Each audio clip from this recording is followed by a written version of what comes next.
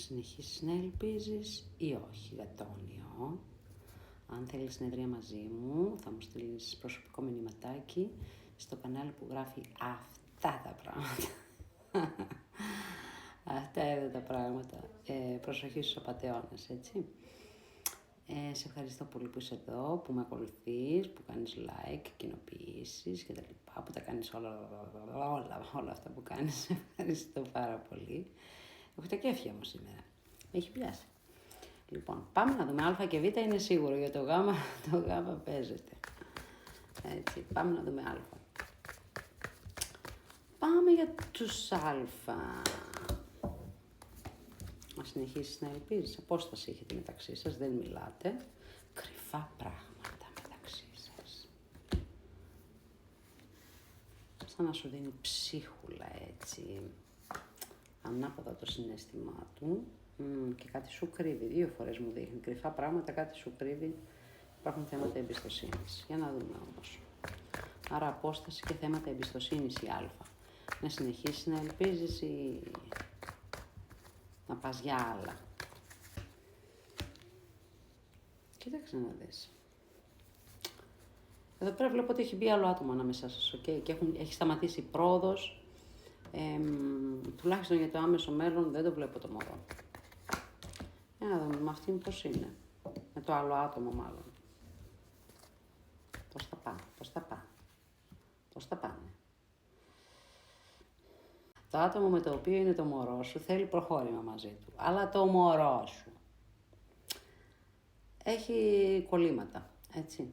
Δεν ψήνεται για πολλά πράγματα. Ναι, μένω και είμαστε μαζί. Ίσως να είναι μαζί της λοιπόν ή μαζί του. Γιατί θέλει να αποφύγει εσένα.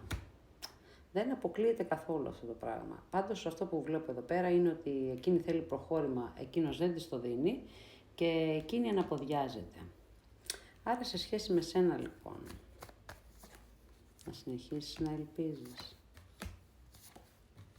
Κοίταξε να δεις, δεν μπορώ να σου το αποκλείσω έτσι, ότι μπορεί τα πράγματα να έρθουν τούμπα τελείως και να σε ξαναενοχλήσει και να εμφανιστεί μπροστά σου και να σε πάρει τηλέφωνο και να θέλει να συζητήσετε έτσι και να δείτε μήπως μπορείτε να επανέλθετε σε αυτό που είχατε. Οκ, άρα είναι μάλλον το Α, μάλλον. Τώρα βέβαια είναι αλλού, έτσι, υπάρχει απόσταση μεταξύ σας, αλλά δεν μπορώ να πω ότι σε έχει αφήσει και τελείως. No. Λοιπόν, για πάμε και στους Β. Περάσαν 3,5 λεπτά. Πάμε και στους Β.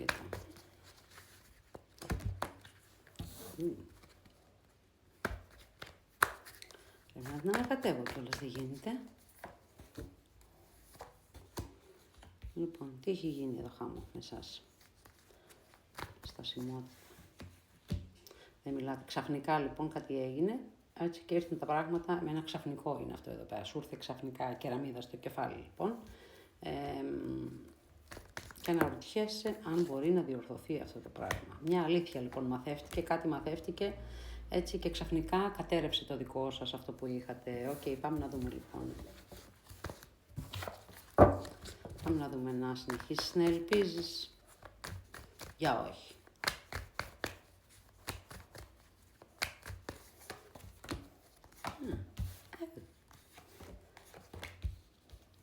Ναι.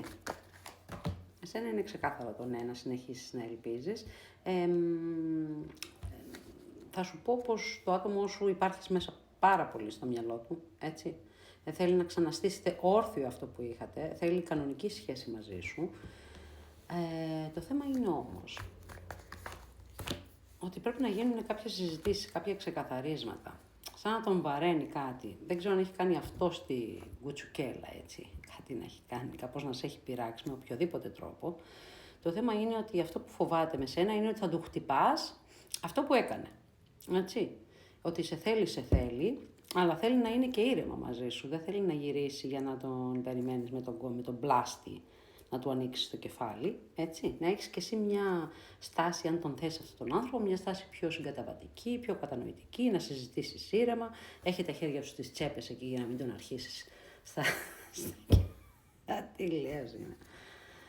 Λοιπόν, λοιπόν. Αν γίνει συγκαταβατικό το γατόνι μου, τι θα κάνει ο άλλος? Θα ανοιχτεί οι λογαριασμοί, θα γίνουν συζητήσεις, θα αρχίσει να παίρνεις τα ίσια σου, θα διορθωθούν τα πράγματα και θα αρχίσει να περνάτε ωραία. Υπάρχει μια, έτσι, θα νιώθει λίγο ευάλωτο το μωρό, λίγο δεν θα ξέρει, ας πούμε, δεν θα είναι σίγουρος για σένα, αλλά μπορείς να του αποδείξεις. Από σένα εξαρτάται, εσένα φοβάται το μωρό, λοιπόν. Έτσι. Οπότε αν θέλεις εσύ, μπορείς να τα φτιάξεις τα πράγματα στο Β. Δεν λέω γάμα. Θα σας αφήσω εδώ. Φιλάκια, πολλά γατόνια. Τα λέμε σύντομα. Το νου σας.